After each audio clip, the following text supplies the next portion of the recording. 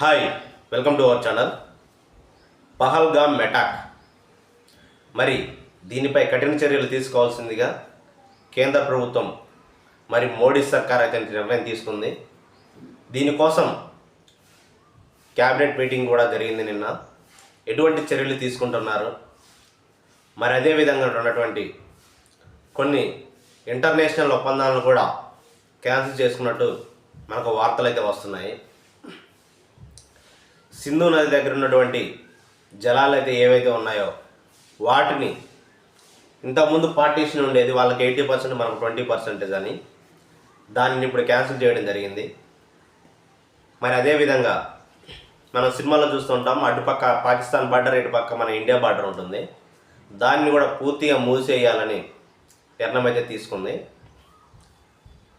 India ఒకటే చెప్తుంది, revenge ఏ విధంగా ఉండబోతుందో మీరు కూడా ఊహించలేరు. రాజ్నాథ్ సింగ్ గారు క్లియర్గా చెప్పడం జరిగింది నిన్న, రివెంజ్ వేరే లెవెల్లో ఉంటుంది, యుద్ధమే కావాలనుకుంటే మీకు అంతకు మించిన యుద్ధాన్ని మేము చూపిస్తామని మన సెంట్రల్ గవర్నమెంట్ అయితే క్లియర్గా చెప్పడం జరిగింది.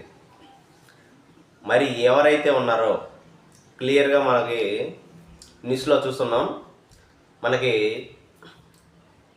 దాడి చేసింది మేమే అనే క్లియర్గా వాళ్ళు చెప్పడం జరిగింది.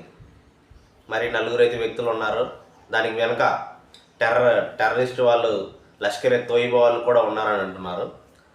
అదేవిధంగా వీళ్ళని పెంచి పోషిస్తున్నటువంటి ఇండైరెక్ట్గా ఈ పాకిస్తాన్ గవర్నమెంట్ని ఒప్పుకునేదే లేదన్నట్టు మోడీ సర్కార్ క్లియర్గా చెప్పడం జరిగింది. అదేవిధంగా మోడీ సర్కార్ ఏదైతే ఉందో ఈ అటాక్ పట్ల తీవ్రంగా రియాక్ట్ అయితే ఇవ్వబోతున్నారు, మనం కూడా ఊహించలేము. ఈ టెర్రరిస్ట్ అటాక్ని పాపం ప్రజలు మనం కొన్ని వీడియోల్లో మనం చూస్తుంటే చాలా బాధ కలుగుతూ ఉంది. ఒక పట్ట అయితే కప్పేశారు ఆ అటాక్లో చనిపోయిన వాళ్ళందరి మీద.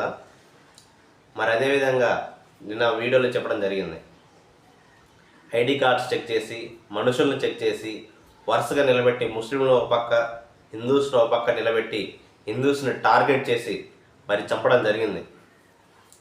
అదేవిధంగా ఆల్ గవర్నమెంట్స్ కూడా దిగ్భ్రాంతి వ్యక్తం చేశాయి. ఇండియా గవర్నమెంట్ రివెంజ్ అయితే ప్లాన్ చేస్తుంది.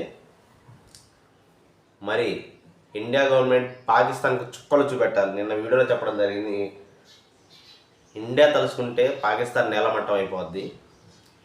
అదే కాకుండా ఇండియాతో ఈసారి పెట్టుకోవాలంటే వాళ్ళకు ఉచ్చపడిపోవాలి పాకిస్తాన్ వాళ్ళకి. వీళ్ళు చేసే పని, వాళ్ళ ఉన్నదే ఇంత, దానికి వాళ్ళు ఓవర్ రియాక్షన్.